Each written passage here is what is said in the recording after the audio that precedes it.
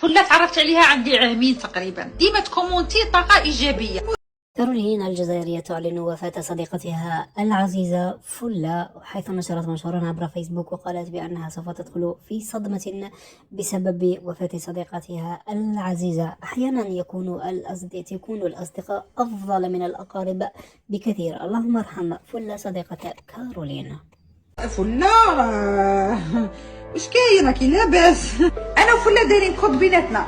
كارولين كانت دائما تتحدث عن فلة بأنها أكثر من أختها، وكانت صديقة حميمة جدا، حيث قضت معها عطلتها الصيفية هنا في الجزائر. عطاتهاني فلة، غير أنا فلة من العنابة، وأنا متيرت تلاقينا في ألجي.